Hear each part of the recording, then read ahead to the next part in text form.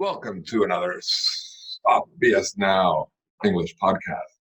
Today's show is called Where Do Our Leaders Want to Take Us? Not to the hairdressers. Someplace a bit more serious. Even if they don't want to take us there, where are they taking us? What does Edgar Allan Poe have to tell us about this? In his prophetic short story, Cask of Amontillado. Where indeed? And really, is this story prophetic? Is that a fair description? Doesn't the Bible have a monopoly on prophecy? Not quite. Edgar Allan Poe's story is about a psychopath,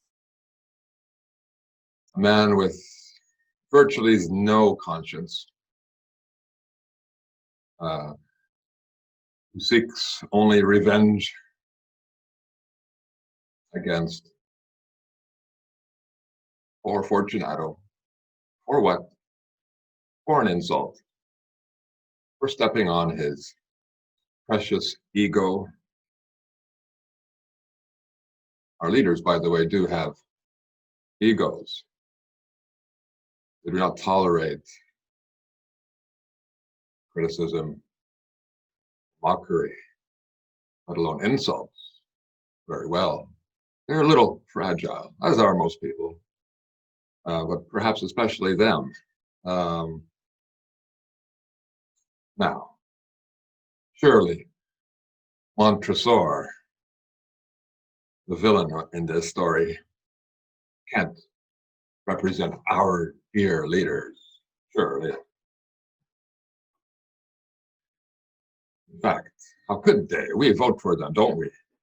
We don't vote for psychopaths, do we? Well, once upon a time, the Germans voted for Hitler.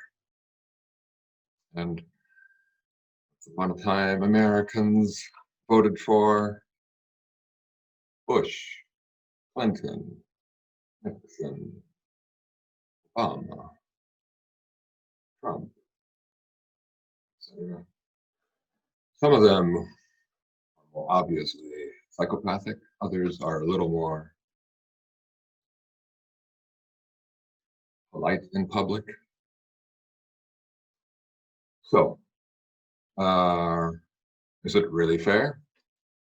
Well, after all, according to the fine story by Edgar Allan Poe, Montresor may be dabbling in Freemasonry. Let's have a quick look.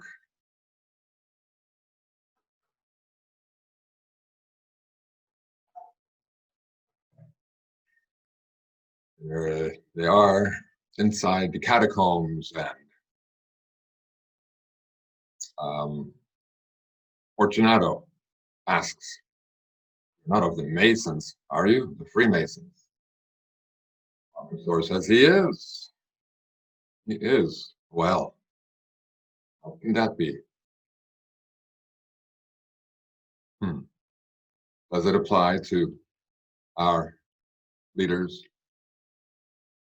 The founding fathers, actually, of the United States were famously, some of them, involved in these secret boys' clubs, Freemasons, perhaps others. We don't know. What's their attraction to these secret boys' clubs? I believe there are a number of, well, this is good old George Washington. There he is, dressed in the, what do you call that? Little apron, the Masonic symbol on it. I believe the brother of Moses, Aaron, also wore a similar apron. I just throw that out there for you.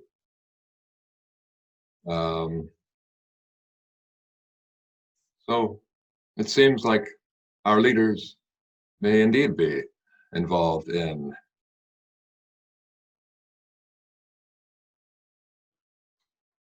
secret boys clubs, certainly historically in Freemasonry.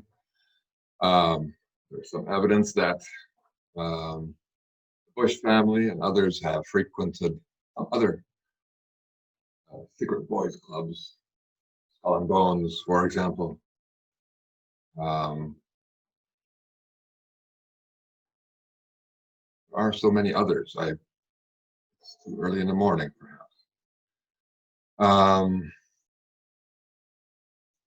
Do such clubs still exist? Well, actually, they've multiplied and metamorphosed to somewhat, well, I'm not sure what to call them. We have, of course, the Bilderberg group, rather secretive. I'm not sure there are permanent members. These are all another club frequented by our elites, both the unelected corporate elites and our elected elites who love to join those secret meetings to, dare I say, conspire. What else would they do? Other similar clubs. Well, shouldn't we qualify the EU and perhaps the United Nations? All these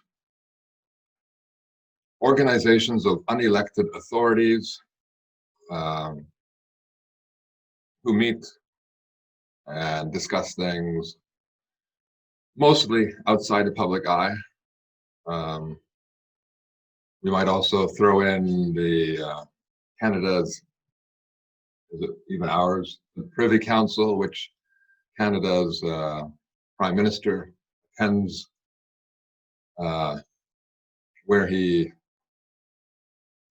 keeps the faith, so to speak, of that Privy Council and keeps secret whatever is spoken there, for he is the servant of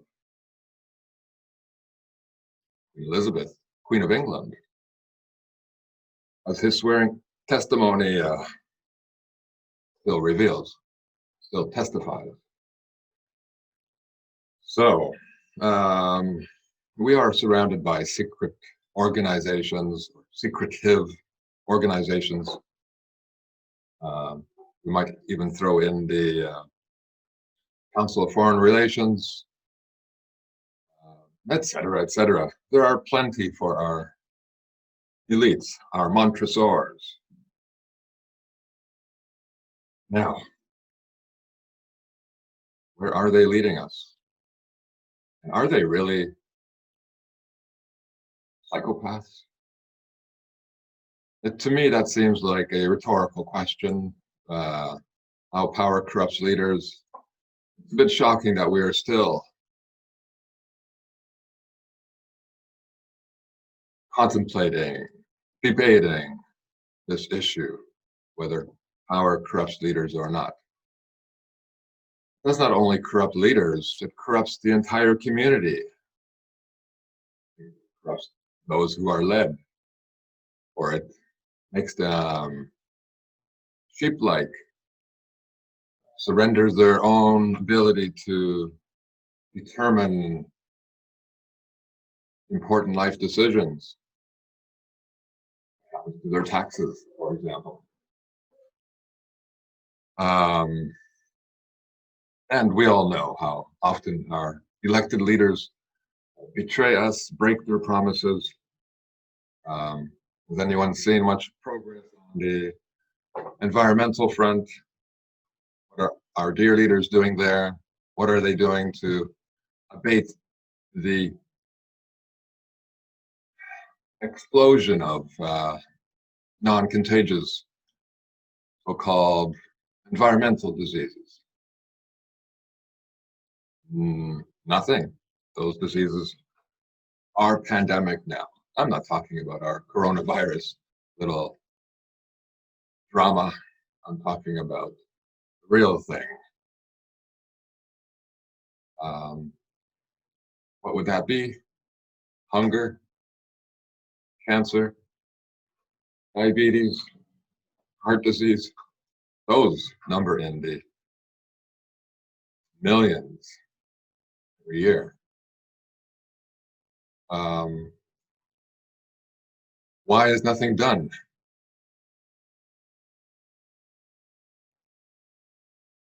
Well, Montresor had a solution for that, didn't he? To prevent whistleblowing, prevent the truth from being known about our dear leaders. Our dear leaders made sure we are dependent on them. And so in the story, Montresor's servants are so dependent on their dear leader, their boss, for money that when the police investigate the crime, the death of Fortunato, they willingly, voluntarily lie in order to preserve their jobs. And isn't that where we are today? Virtually everyone dependent on either government or large corporations for their survival, for their enslavement, and not knowing how else to survive, they lie. They do not speak about how their corporations, how their corporate leaders and government leaders operate, what happens uh, in their work world. What bombs are they making? What poisons are they producing in their laboratories? What lies are they perpetrating in their newsrooms? What truths are they omitting? What medicines are they ignoring, shelving? All this stays secret because people want to keep their jobs. So we march ahead, like Fortunato, blindly ignoring all the omens. We are headed in the wrong direction. Fortunato ignores his leader's ironic concern about his health. Fortunato ignores his own symptoms of a flu, bronchitis, pneumonia, whatever it is he has. He ignores those symptoms. He ignores the name on the wine planted by Fortunato along the way to Fortunato's demise, burial, live burial. Remember the label on the wine provided by Montresor read De Grave, spelled Grave, the grave. Fortunato was too drunk to notice, I suppose, too eager to taste a little more wine. And so he proceeded ahead to his own death. I don't take this bottle of wine too literally, although alcohol does play a role in keeping people ignorant, unaware of what's happening in the world around them, and overconfident about their own ability to provide for themselves in the future, themselves and families. No, wine represents much more than that.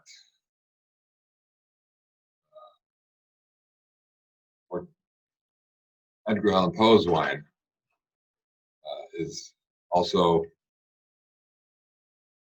the media.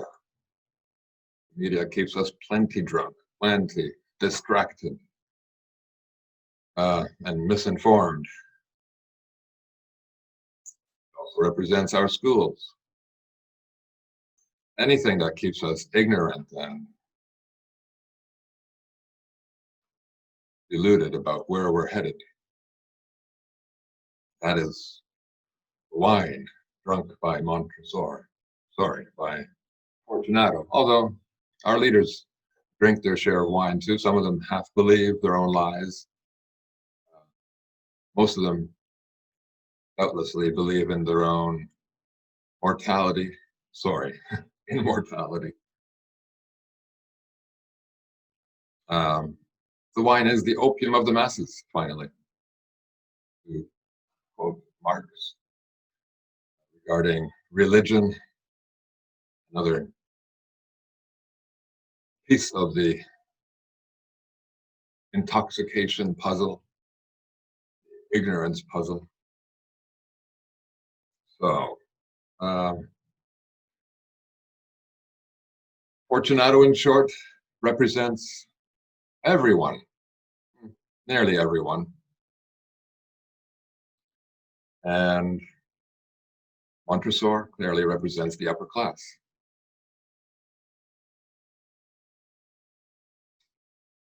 How does it apply to our present state, our coronavirus world? Have a quick look at some of the news. We have,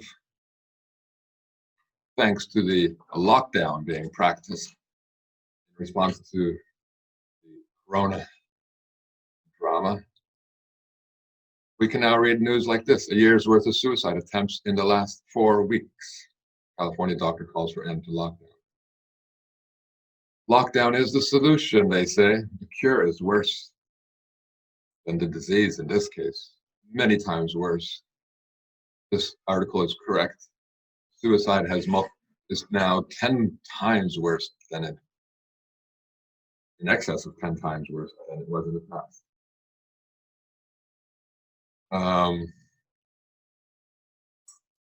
And that word lockdown might have some special meaning for us now too, as Montresor locks down, buries alive, or Fortunato gives him a very good quarantine, doesn't he? Isolation from the rest of the world, where he will die. Of course, as we are already dying in our own little, what should we call it now? Our own catacomb, the coronavirus catacomb. Africa faces hunger pandemic as coronavirus destroys jobs and fuels poverty. Indeed. We have people afraid to work in food processing plants, people unable to travel to agricultural jobs because of the lockdown. We have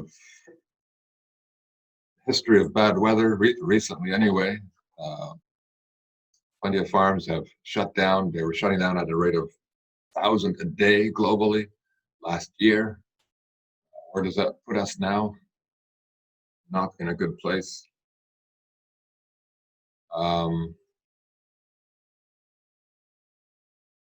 Someone else covering this issue on the internet.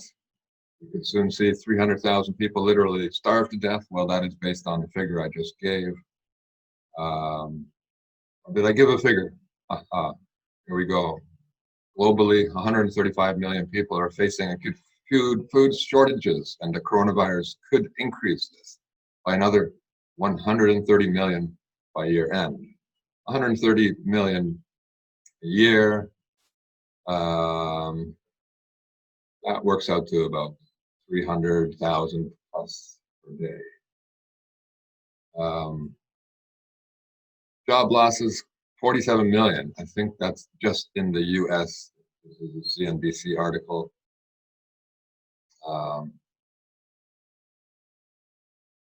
Yes, it is. Just about the US. So this is in excess of Great Depression figures, fairly sure. But the media dares not speak about this or dare not call this a greater depression. There are some whispers about us being in a recession. That's a nice little euphemism at this point, or if not yet, it will be. Finally, back to our dear leaders. Who are they? How could they create this obvious disaster? Is it accidental? Did they just have good intentions that are leading us to hell, as they say, paving the way to hell? Accidentally? No, no, no, my friends. These people planned well in advance. They don't plan for your prosperity. They have something quite different in mind. They would like to take a few billion people, perhaps, into the catacombs of Montresor. There you go, the depopulation agenda, the plan to kill you and your family. Nice little article documenting the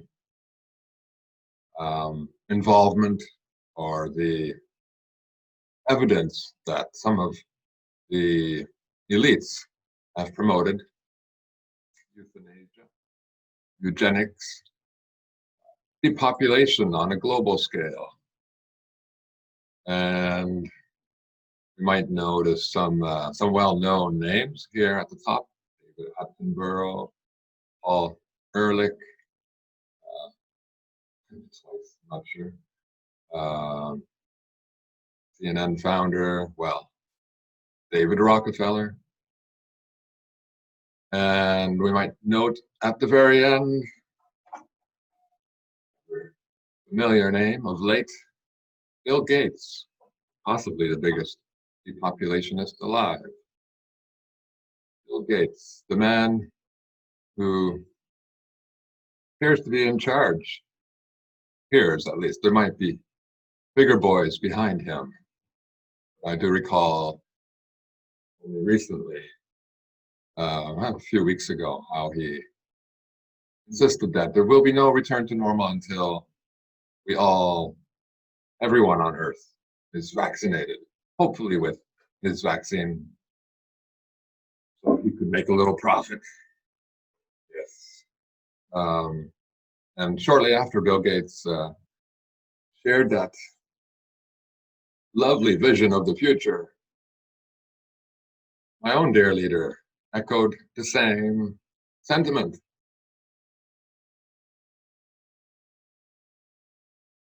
Almost word for word. We know who's in charge. The populationists. So I say to you, my friends, let's not follow Fortunato blindly into the catacombs of our destruction. Let's have a look around, read the signs, listen carefully to what our leaders are saying and not saying, how they claim to be interested in our health, as, of course, Montresor pretended to be interested in Fortunato's health. Why would I say our leaders are pretending to be interested in our health? Well, as a single one of them recommended that we take vitamin D, vitamin C. I mean, vitamin D should be recommended every year, should be taught in every school, especially in this temperate world where there's precious little sunshine for most of the year, And when it's there, we're heavily clothed and indoors, mostly. Vitamin D is essential. Well, not only have they neglected to mention that, uh, those preventative measures have also shown precious little interest in promoting healthy eating, organic food, uh, alternative medicines that are true and tried. I believe quinine, it might be one. So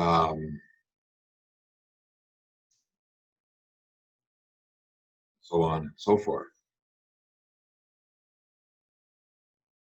They just tell us, stay home, lock yourself up. They don't even want the trouble of locking us up. They want us to do it for them. And while you're at it,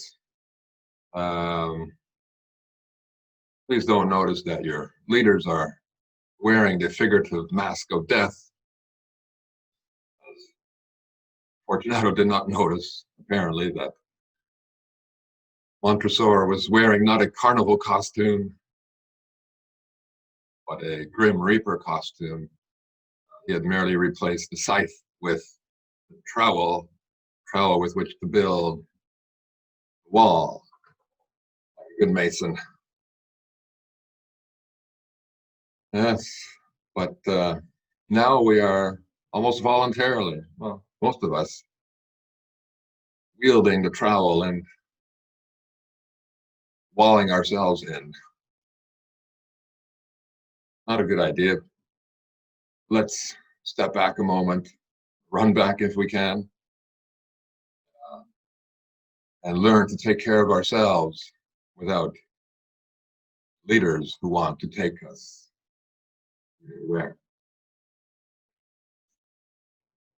That's enough now for this amazing story, this prophetic story by Edgar Allan Poe, Cask of Amontillado.